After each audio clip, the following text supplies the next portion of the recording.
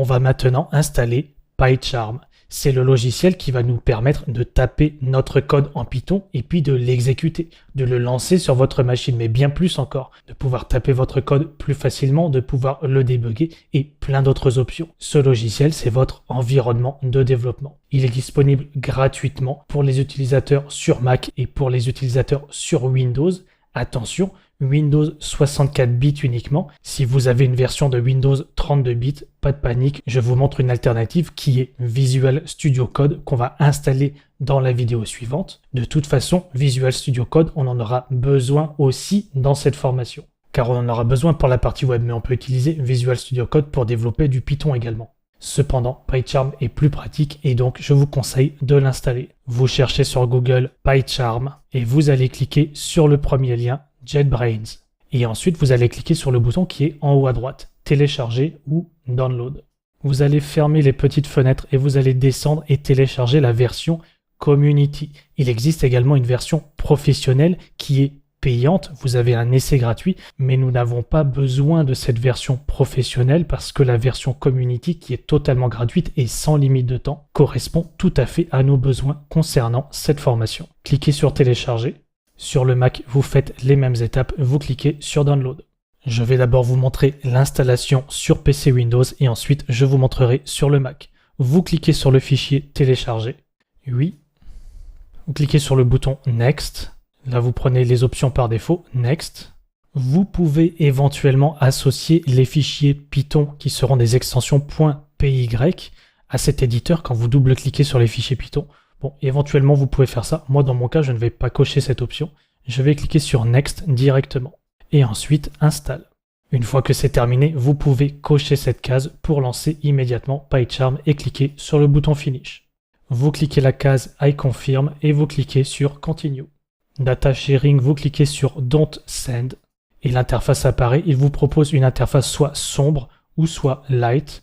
Moi, je vous propose de garder l'interface sombre et cliquer sur Next. Ici, vous n'allez rien installer de supplémentaire et vous allez cliquer directement sur Start Using PyCharm. Et vous allez arriver sur cette interface. On va effectuer quelques étapes supplémentaires pour voir que tout fonctionne bien, mais pour l'instant, je vous montre l'installation sur le Mac. Une fois le fichier téléchargé, vous double-cliquez dessus. Il vous affiche cette fenêtre et vous allez devoir glisser cette icône dans votre dossier Application. Dans mon cas, j'ai déjà installé PyCharm, mais je vais cliquer sur Remplacer. Une fois que c'est fait, vous allez lancer PyCharm sur votre Mac.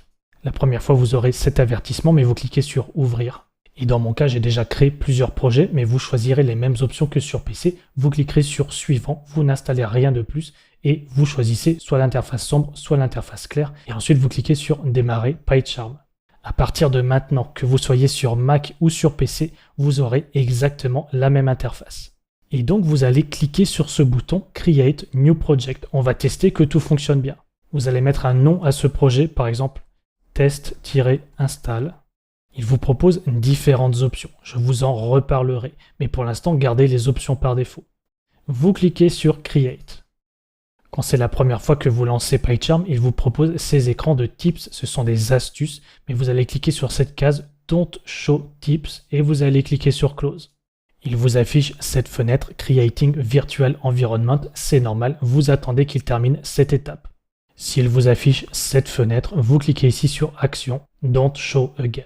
Ce logiciel est en anglais, il n'existe pas en français, mais je vous expliquerai tout et vous verrez qu'on n'a pas besoin d'utiliser toutes les options disponibles, mais seulement quelques-unes, et puis vous apprendrez au passage quelques mots en anglais qui de toute façon vous aurez besoin de savoir parce qu'ils sont utiles dans le monde de la programmation.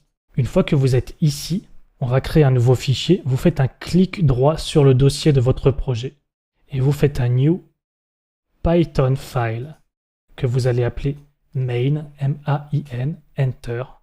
Remarque sur les dernières versions de PyCharm, quand vous créez le projet, il va vous créer automatiquement un fichier main.py avec du code à l'intérieur. Si c'est le cas, c'est pas grave, vous supprimez tout ce code et vous pouvez garder ce fichier main.py.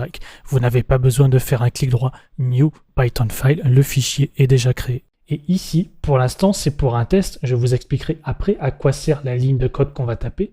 Mais vous allez taper print, P-R-I-N-T, en anglais ça veut dire imprimer ou afficher, notamment on va afficher quelque chose à l'écran. Là on est en train de taper du Python.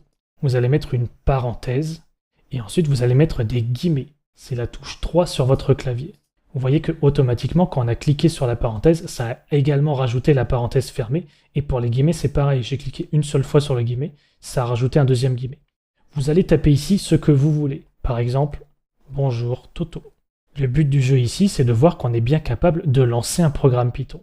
Mais vous voyez qu'on a un bouton play ici qui est grisé. Pour la première fois, vous allez faire un clic droit ici au niveau du texte et vous allez choisir l'option Run Main. Et si tout est bon, vous voyez qu'une fenêtre apparaît ici et ce sera écrit Bonjour Toto. Si c'est le cas, c'est que votre installation fonctionne parfaitement. Si ce n'est pas le cas et que vous voyez une erreur, essayez d'abord de chercher cette erreur sur Internet, éventuellement refaites les étapes de l'installation. Et si vous n'y arrivez pas, si vous êtes bloqué, envoyez-moi une question en dessous de cette vidéo et je vous répondrai. Une dernière chose avant de terminer sur cette vidéo, vous voyez que par exemple ce texte bonjour, il me l'a souligné.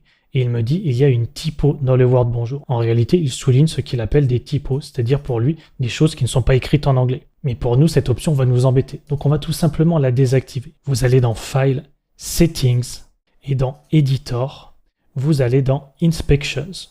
Ici, vous avez une case de recherche et vous allez taper typo, T-Y-P-O. Et vous voyez que vous avez cette option ici que vous allez décocher. OK.